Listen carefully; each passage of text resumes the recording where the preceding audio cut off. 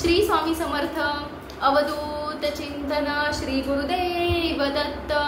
प्रथम आपल्या चॅनलमध्ये तुम्हा सर्वांचं खूप खूप मनापासून स्वागत आहे। तर वटपौर्णिमा 2025 वटपौर्णिमेच्या दिवशी स्त्रियांनी पूजा करायला जाताना कोणत्या रंगाच्या साड्या घालायच्या आणि कोणत्या रंगाच्या बांगड्या घालायच्या, त्याच्यानंतर आपण वडाला फेरे मारताना कोणता मंत्र म्हणायचा आहे की त्या मंत्रामुळे आपल्या घरामध्ये भरभराट होईल, आपल्या सगळ्या इच्छा ह्या पूर्ण होतील। तर आपण ते व्हिडिओमध्ये बघूया। तर आता वटपौर्णिमा हा सौभाग्याचा सण आहे। तर ह्या दिवशी स्त्रियांनी पूर्ण छान तयार होऊन म्हणजे सगळा शृंगार करून मग पूजेला जायचं आहे। इतर वेळेस तर आपण काही ह्या गोष्टी करत नाही, कसं असतं वेळ पण नाही आणि फॅशनचा जमाना आहे, तर आजकाल कुणीही एवढा शृंगार करत नाही। तर पूजेला जाताना आपण छान मस्त तयार होऊन म्हणजे तुम्ही छान साडी, गळ्यातलं म्हणजे पूर्ण जो शृंगार, हातावर मेहंदी, हातामध्ये बांगड्या म्हणजे पूर्ण आपण ज्याला म्हणतो ना अगदी तयार होऊन लक्ष्मी सारखं तुम्ही पूजेला जायचं आहे। तर आता महत्त्वाचा मुद्दा की कोणत्या रंगाच्या साड्या घालायच्या आणि कोणत्या रंगाच्या साड्या घालायच्या नाही। तर सगळ्यात महत्त्वाचं आपण काळी, पांढरी आणि एकदम डार्क निळ्या कलरची साडी, तर ह्या कलरच्या साड्या आपण घालायच्या नाही।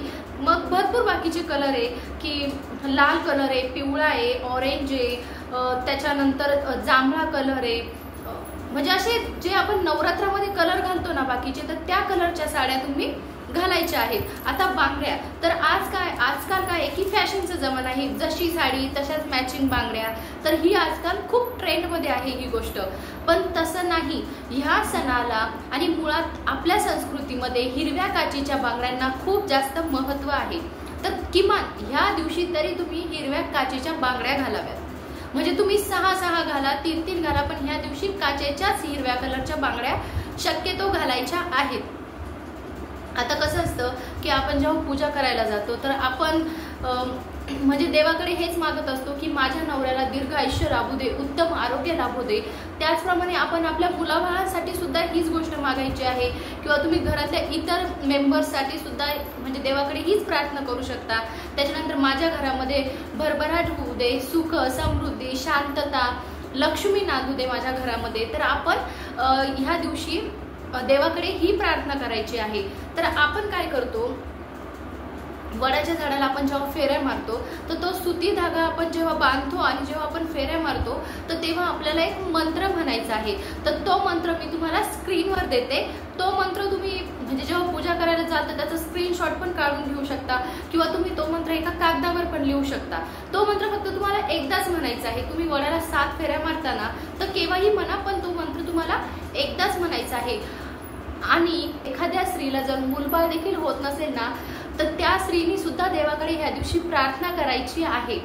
आणि आपण कसं असतं की वडाला फेऱ्या मारल्यानंतर की नमस्कार करायचा आहे, वडाच्या झाडाकडे बघायचं आहे, आणि मग तुम्ही तुमची जी इच्छा आहे ना तर ती इच्छा तुम्ही बोलायची आहे। म्हणजे ती काही असू द्या, तुमच्या पतीविषयी असू द्या, मुलांविषयी असू द्या, किंवा घराविषयी, म्हणजे कोणती पण तुमची इच्छा असू द्या, तर ती तुम्ही अगदी मनापासून देवाकडे मागायची आहे।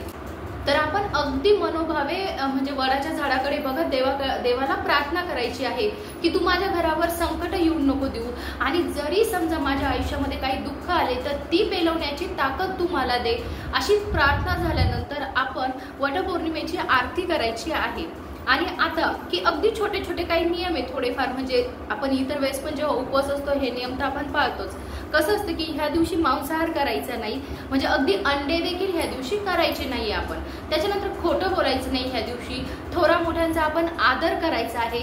आणि मुळात की आपण म्हणजे म्हणतो ना की नवरा बायकोनी एकमेकांशी किमान ह्या दिवशी तरी प्रेमाने राहायचं आहे, की ह्या दिवशी तरी आपण एकमेकांशी वाद घालू नये। कारण की कसं असतं की आपण ज्याला म्हणतो ना नवरा पण तितकाच महत्त्वाचा, बायको पण तितकीच महत्त्वाची असते। आपण ज्याला म्हणतो ना की गाडीचे बघा जेव्हा 2 चाकं व्यवस्थित चालतात ना, म्हणजे व्यवस्थित असतात, तर तेव्हा ती गाडी व्यवस्थित चालते।